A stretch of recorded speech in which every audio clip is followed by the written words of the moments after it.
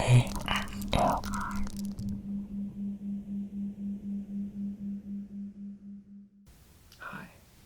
welcome back to Tea with the Twins.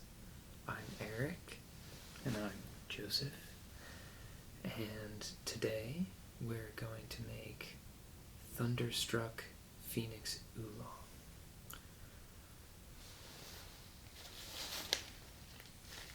Thunderstruck. Really, the name of this tea is Struck by the Thunder God, Le Gong, the Thunder God.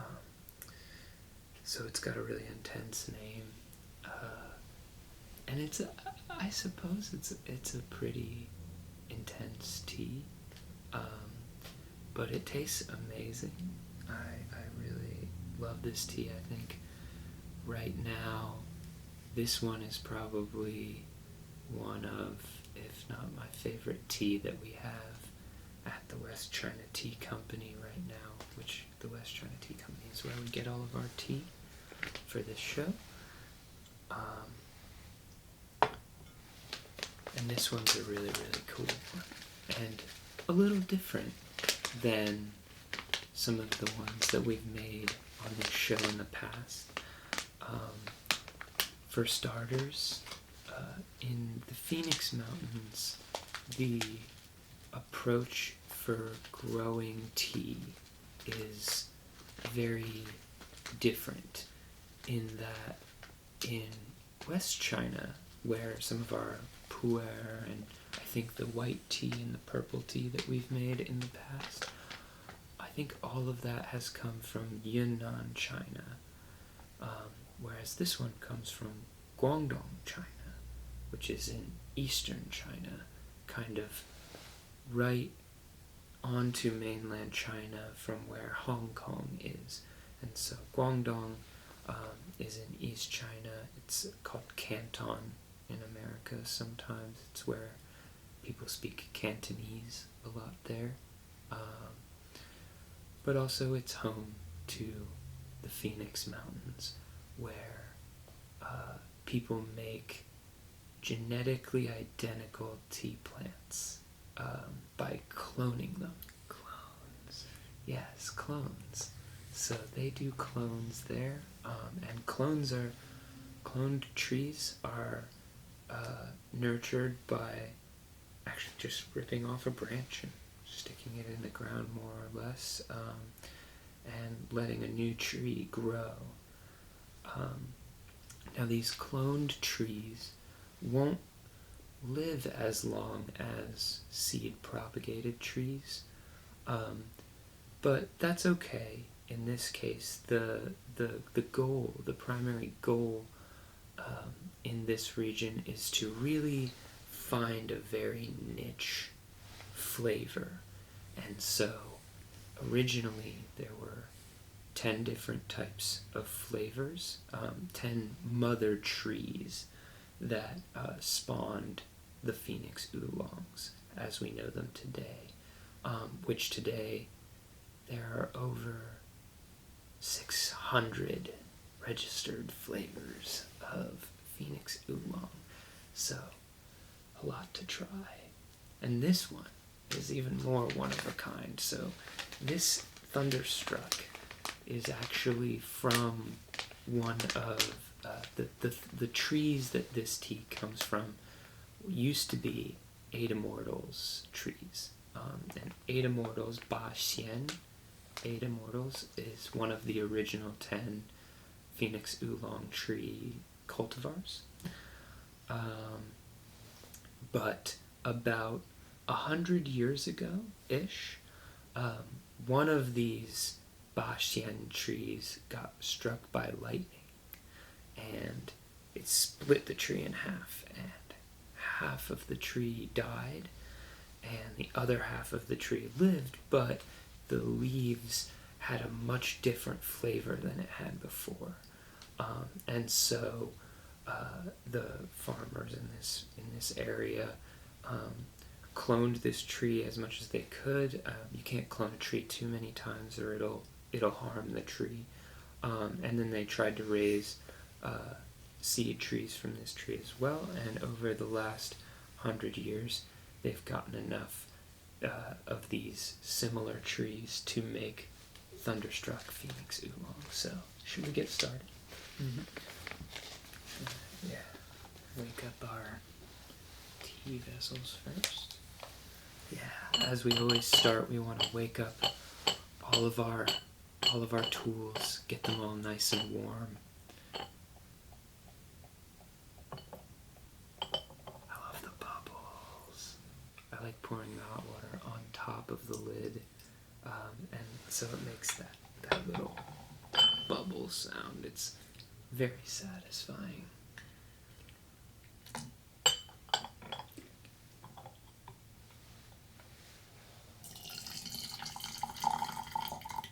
So for those of you who are new to the show, this vessel that Joe's using right now is called a gaiwan, and this is a gongdao bei.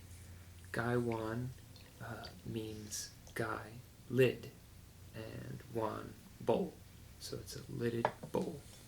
And this secondary vessel is called a gongdao bei. Gongdao means justice. It's a compound word meaning the way of the people. And then bei is the word for cup in Chinese. These are little cha bei, teacups. And so this is a gongdao bei, and it means justice cup. And the purpose for that is to concentrate the tea evenly in a decanter before pouring into the cups, so that one person doesn't get stronger tea than another person when serving like this, kind of socially.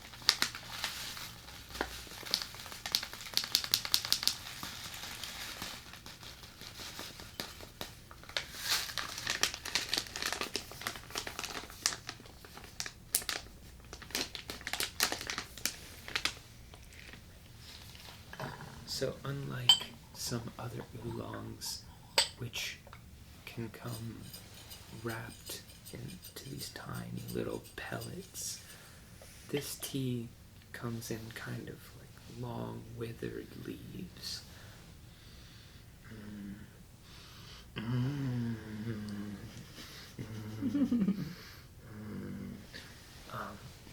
So this one comes in this kind of like long withered leaves. You can kind of show you here.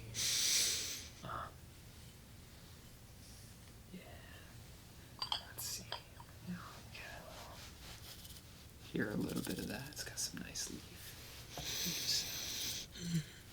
So they come in these long leaves, and so you need to use a lot of this kind of tea. You need to almost fill the gaiwan with tea for this type of tea to get that nice, strong, bright flavor that is so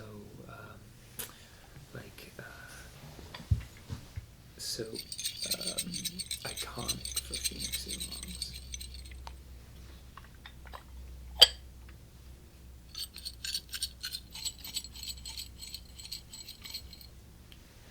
I like to shake the dry leaves around in the gaiwan to release some of the fragrance of the tea. Get the warm clay to touch as many of the leaves as I can.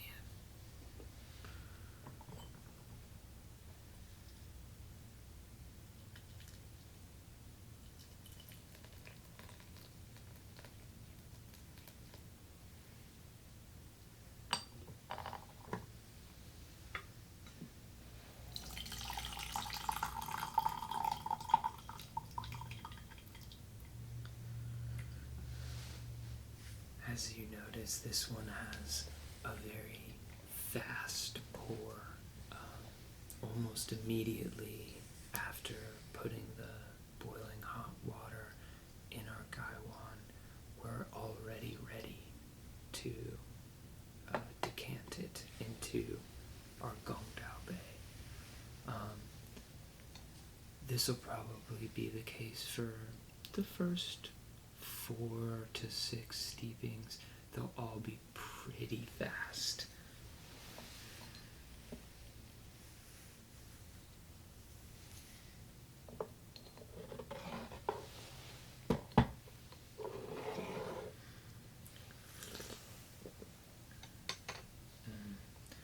I like to drink the water on this tea. Normally in Gongfu tea culture, we would pour this first steeping out. And but I like to drink it anyway for this type of tea. A, because it's super tasty. It would just be a shame to waste this very tasty tea.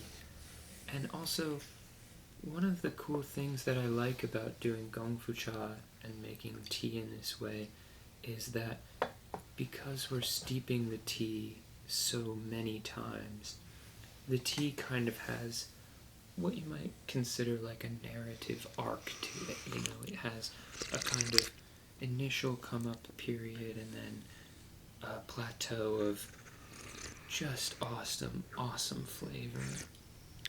And then eventually, after a few steepings, it'll start to taper off.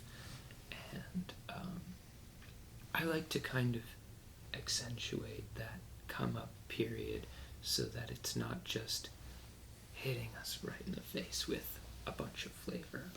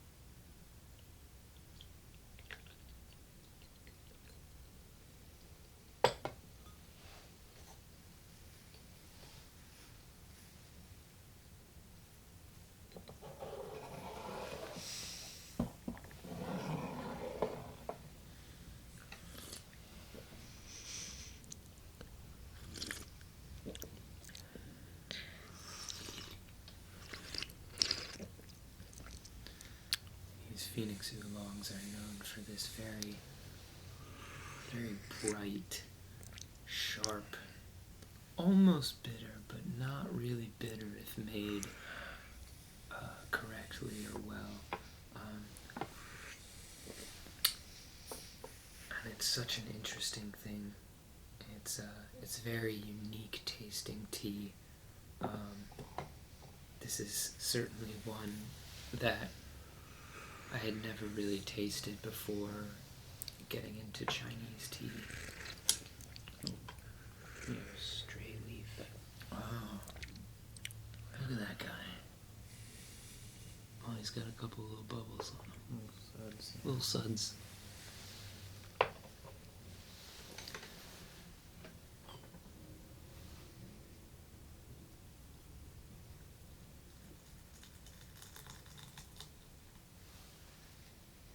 Another reason I feel particularly connected to this tea is that for a long time I've felt a really personal connection with lightning and thunder and the electric type.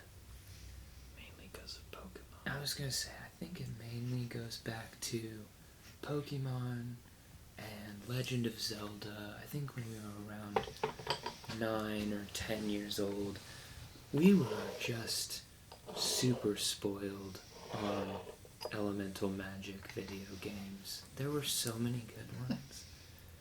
Just so many good ones. And Joe and I would often make like role-playing AUs just when we were outside playing or just hanging out with each other. And fairly perennially, I identified as an electric type. And so I've always had a unique fondness for electric type and thunder type things.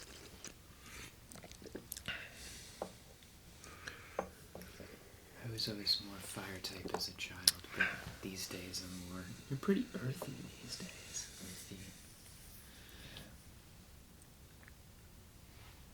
Yeah. Love those plant children now. Gotta rep it for Toph, you know? Yeah, just going full earth. I mean, I haven't played the new Pokemon game yet, but that owl looks so cool. I know. The owl is definitely the one I would go with. We haven't gotten Sun and Moon yet. We've been, our video game schedule has been very busy recently. We've been playing a lot of Civilization 6 and Final Fantasy 15. Both are really good so far, and I'm really enjoying them, but I'm excited to eventually play some Pokemon. Maybe over the holidays. Yeah, the holidays are always a good time for Pokemon. I feel like, you know, we got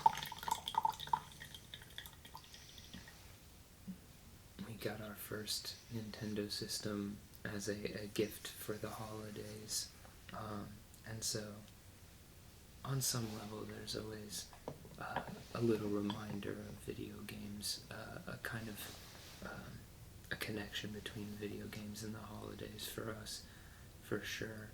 And just having that time, you know, away from school or work to just spend like 12 hours playing video games is a very special time. There's nothing wrong with playing video games for 12 hours. Who said there was anything wrong with it? It's great.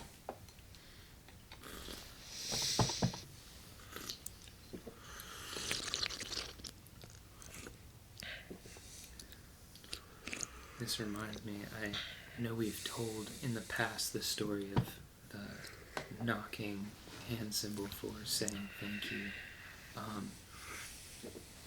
As with a lot of things in Chinese tea culture, there is a story with an emperor involving phoenix trees, where, according to the legend, at some point the emperor was out surveying his lands sometime in ancient China, and he was traveling through the Phoenix Mountains, and the emperor got thirsty and tired and demanded tea.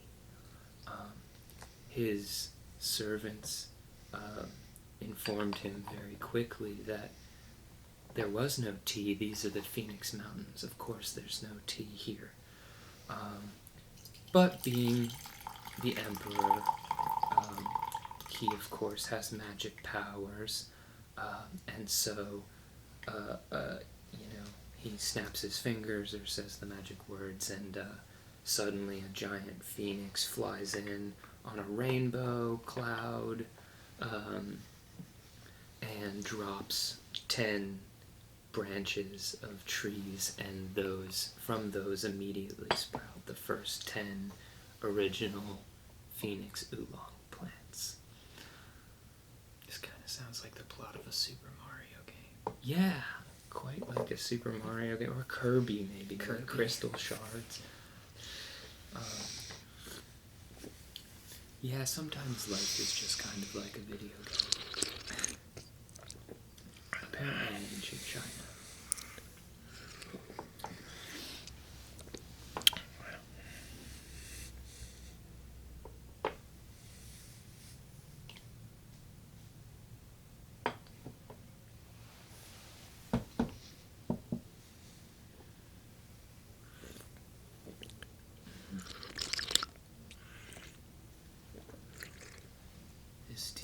as with most Phoenix oolongs, you'll want to steep at boiling temperature. And as we have been doing, it is a very fast steep time, maybe only a couple of seconds. And as we showed you at the beginning of the video, you will use a lot of tea. This has been kind of a road bump with people who are new to tea. Usually they don't buy very much tea all at one time. They buy maybe an ounce or two at a time, and they want to stretch that tea out for a long time to be able to make many steepings out of that 1 ounce of very nice fine tea that they got. However, with Phoenix oolong, you have to use a lot of tea, and it's just better if you use enough tea, and you'll get more steepings out of it. Yeah, this one will go for sure for at least 8 or 10 steepings. We've been able to kind of coax it into 12 or so sometimes.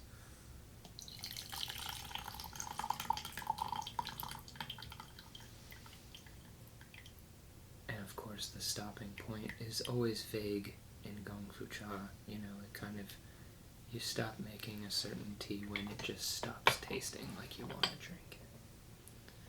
So I think we'll be drinking this one for quite some time.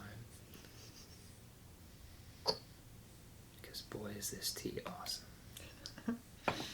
Sure it is.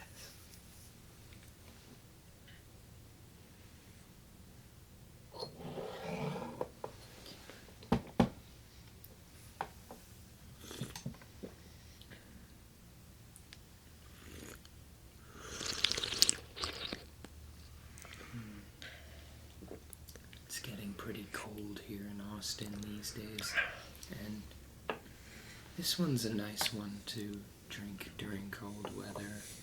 It's got a very warming quality to it, and I find this one to be very energetic, typical thunder type. It's got a pretty uplifting chi, I would say. It's it's a very pleasant kind of floral flavor, but mostly kind of this charcoal dark Phoenix flavor, but not quite as charcoaly as, say, a Wuyi oolong. When Wuyis mix with like a minerally flavor, like they call it rock tea yan cha.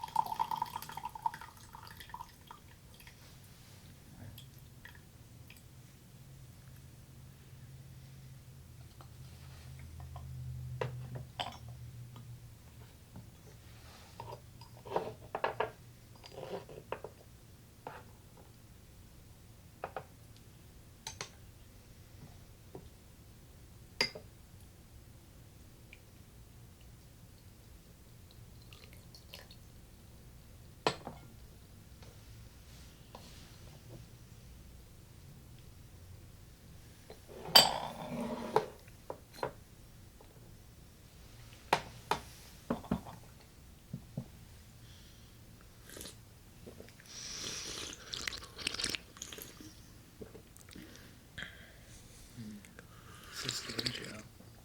Thank you. Yeah, I think we're on maybe the 5th or 6th steeping at this point. It's only just now starting to feel like I should lengthen the steep time. Mm-hmm.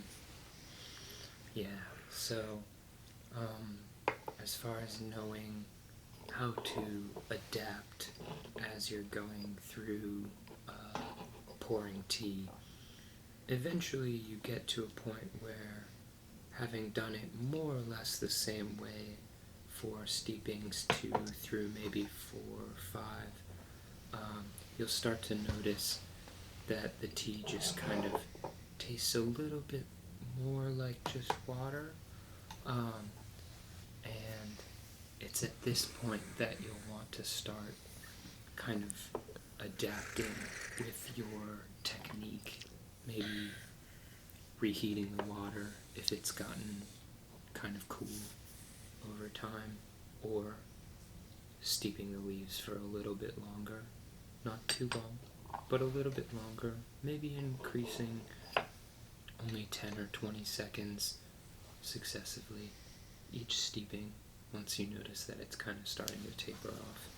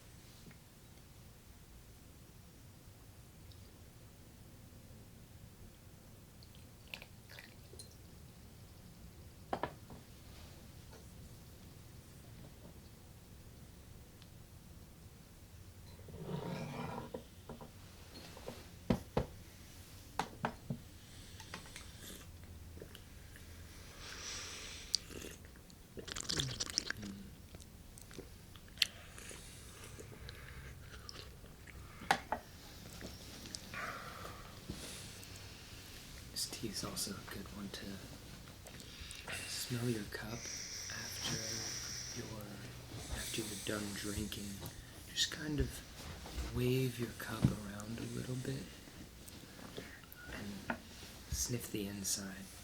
And do this a couple of times because the cool part is that with tea, it leaves these little oils kind of on the clay.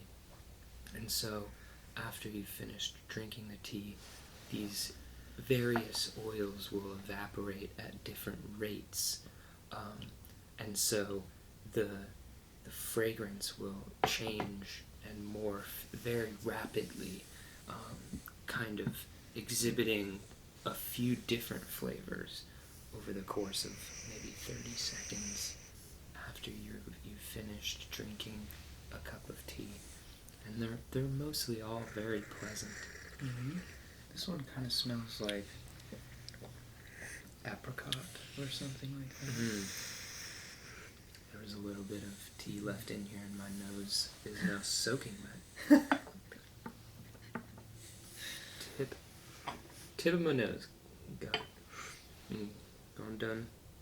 Got my nose wet.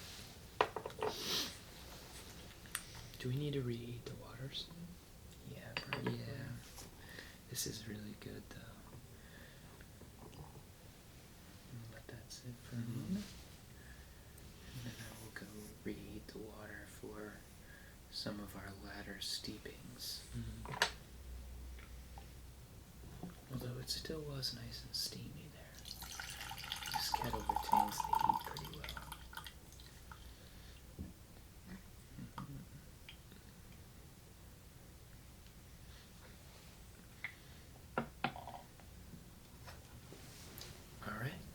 We've got some new hot water now, and we're going to continue with this steeping of Thunderstruck Phoenix Oolong.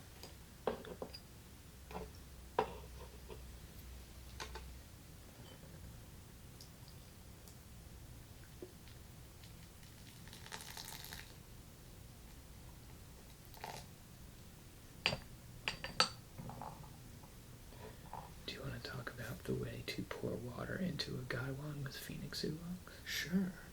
There is a technique that we've been using pretty regularly for Phoenix Oolongs, because what Phoenix Oolongs will do is they'll form kind of a tight, warm ball of tea, and so with steeping it, especially in the later ones, the idea is to try and pour kind of high in one position. So I find it's easier to start low and then raise your kettle higher as you pour, and you want to get a good thrust of water so that it gets kind of underneath this ball of tea and just kind of rotates it. Doesn't break it apart. You don't want to do that.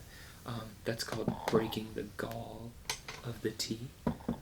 And that's something that we'll do kind of at the very end when we're starting to feel like there's little flavor left. We can get kind of a final burst of energy by breaking the gall of the tea. But for the most part, you're just trying to kind of spin the little ball around. Yeah, you don't want to break the gall of the tea early on because that will release too much flavor all at once, and it presents a liability for your tea to get bitter or astringent. For those of you who have been following and are really interested in maybe doing Gongfu Cha for yourselves, I highly recommend getting a set for at home. This is a really nice meditative practice. Making tea, it's a really great way to express yourself. I often find that my mood can be very tangibly and palpably reflected in the taste and the chi of a particular pour of tea, which is both fascinating and eye-opening, really, in a lot of ways. It's a cool way to dive into myself, you know, and so it's something I highly recommend doing at home. Also, because in line with the philosophy of Kung Fu, getting good is about doing it so many times, repeating the same motions over and over again to the point that they become second nature.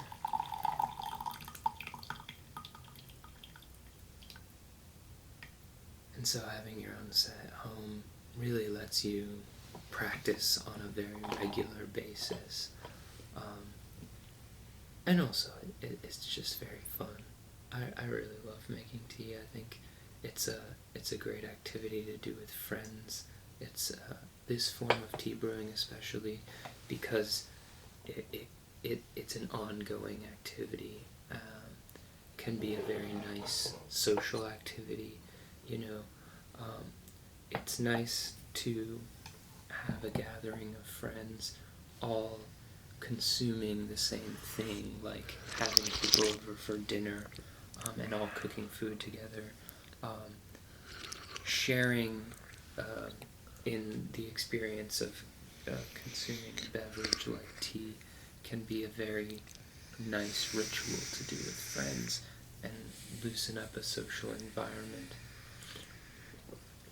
Also, our home life is kind of very comfy, and our apartment often becomes the one that doesn't necessarily host the large party type get-togethers, but often hosts a lot of the calm after party type gatherings, where people can sit and drink tea. Drinking tea is just something we do every day, morning, evening, and night, just all the time, just drinking tea. Just really like tea. And, you know, it's just something anybody can do. The nice part about Gongfu Cha is, you know, we think of Kung Fu often and think that it's something that's very difficult, that takes years and years of practice. And that's true. It is very difficult and takes years and years of practice to get very good. However, I find that with Gongfu Cha, the taste of your tea and the feeling that you're doing well at the process is something that I find often happens almost immediately. In pretty much every case, you're making tea to your taste, and so that's an integral part of developing your own style of Kung Fu. And so oftentimes I'll ask friends who are just getting into tea or have never done it before, I'll ask them to make me some tea at my house in this style so that I can taste their style of Kung Fu.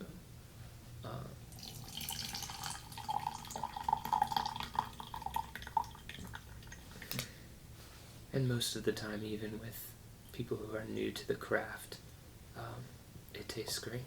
It's really wonderful, and especially some types of teas. Maybe not this one. This one's a little bit more ornery. This one is ornery. But some types of teas are a little more forgiving, and like Shu Pu'er Cha. Yeah, Shu Pu'er is a very nice one to start out with. So if you ever have any questions or are interested in doing this at home, you can always contact us on Twitter or leave a comment below on the YouTube page. We check the YouTube comments every so often. Yeah.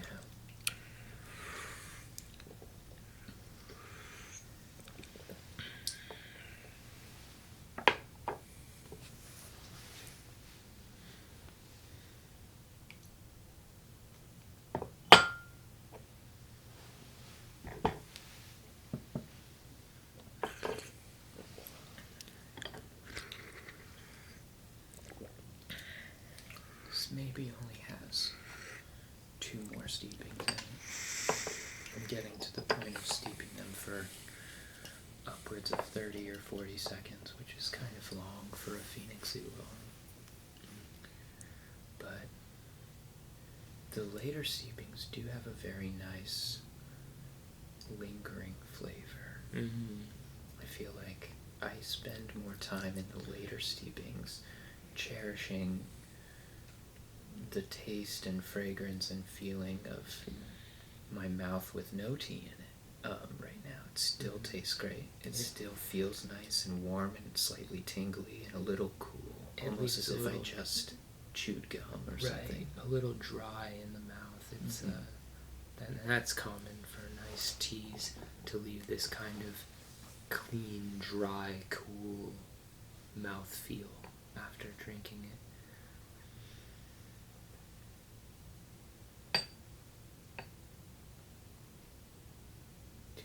Watching the steam rise off the tea.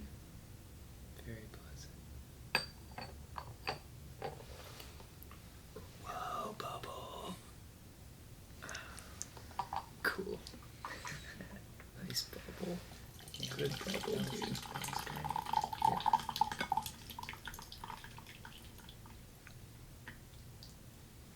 I like how it still maintains its color even this late in the game. Still a nice golden yellow. Yeah, several of the fragrances have tapered off. It's mostly flavor dominant at this point, but it's still a nice golden yellow.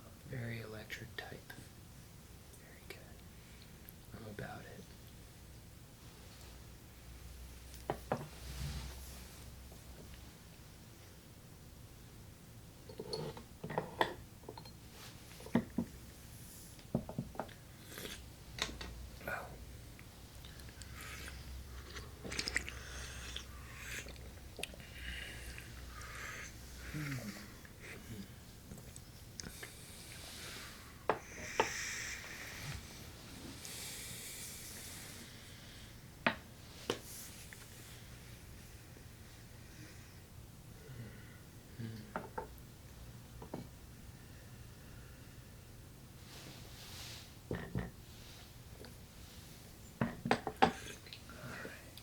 I think this will be our last steeping for today. It might break the gall a little, pour in the middle, give us a little last burst of flavor.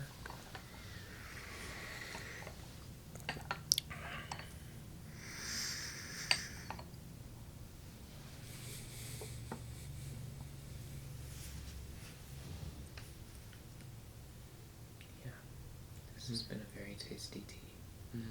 Always a pleasure drinking Thunderstruck. A nice, warm, cozy tea sit tonight. appropriate for a winter night. Mm-hmm.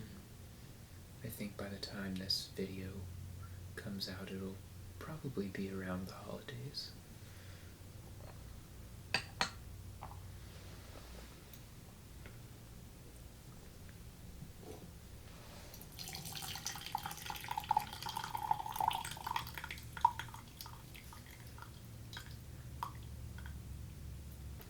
Alright, this will be the last one, so if you enjoyed this little tea session, please like the video and subscribe to the channel. You can find us again here. Our show is called Tea with the Twins, and the channel is DreamingASMR.